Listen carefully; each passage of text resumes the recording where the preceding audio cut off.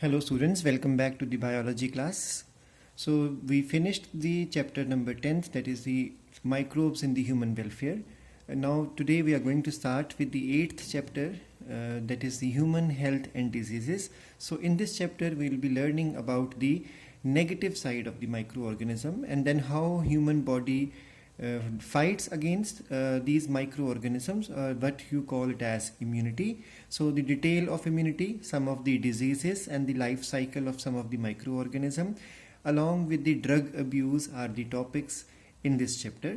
So let's begin with the chapter. So the first thing we understand from this chapter is what exactly is health. So we all know that human health is related to overall fitness of the body.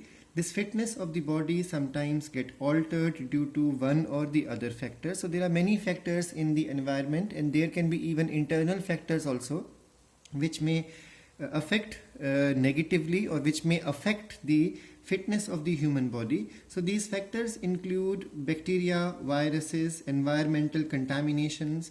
There can be improper lifestyles also.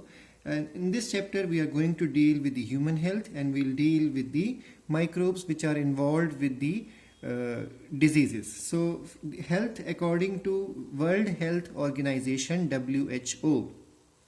In 1948 this statement was released by WHO.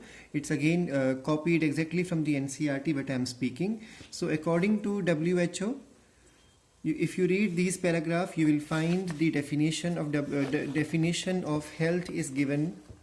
Health is given by WHO. So I'm repeating these statements from the NCERT itself. According to WHO, in 1948, statement released is health is the state of complete physical, mental, social well-being. So the state of complete physical, mental, social well-being, and not just the absence of disease is called as the health. And if there is a disease, then obviously the person would be called is not in the proper shape. That means health is not there. Some basic factors are there which contributes to our good health, and those good health, that good health is always because of the good diet we consume. When we say good diet, that means nutritionally balanced diet. Then how we maintain our personal hygiene, and a very important aspect, some amount of regular stretching as well as exercises. There are some other factors too which affect our health, and these are awareness about diseases and the effects on different functions of the body caused by these diseases, and again vaccination against infectious diseases, then proper disposal of waste, maintaining hygienic food as well as water resources around us. All these things play important role in the overall health of individual. And we all know if the individual is healthy, then the family is going to be healthy.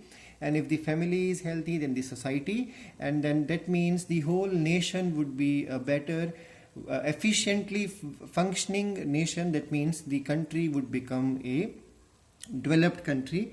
So diseases, if you break this word disease, that means disease. So that means the ease means the comfort or the easiness. So when there is no easiness or when there is no comfort, that means there is a person who is feeling not comfortable, that is called as diseased.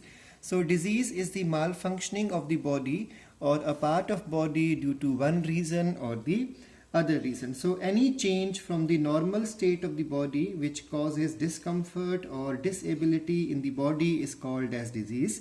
It is a condition of body or organ of the body in which their normal physiological functions are disturbed. And then there are various microorganisms which are responsible for such infectious diseases.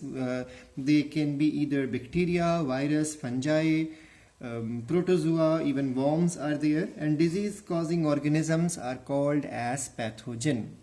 So now what exactly are the types of diseases in human? So the classification of diseases can be either they can be called as congenital disease or called as acquired disease. So diseases which are from the time of the birth of an individual, they are present. So basically they are genetic disorders, or you can say mutation caused diseases. So there are many which you have already learned in the 5th as well as the 6th chapter of genetics. So there are many diseases which are from the birth of the person itself, and they are called as congenital disease. and those diseases which a person acquires after birth are called as acquired disease, and acquired disease are again of two types: communicable diseases and non-communicable diseases. So what are communicable diseases? Those diseases which are easily transmitted from one person to other person. That means, now remember one more thing, that transfer from one person to other person can be because of direct contact or because of indirect contact. So accordingly, communicable diseases or infectious diseases are again of two types: contagious and non-contagious. So those diseases which travel because of direct contact are called as contagious disease, otherwise they are called as non-contagious diseases. And those which are not transmitted from person to person, that means they are non-infectious and they are called as non-communicable, and they are produced because of maybe a wrong lifestyle, maybe deficiency of nutrients, maybe minerals are deficient, or hormonal problem, and it can even include allergy, cancer. So those which does not spread are called as non-communicable diseases.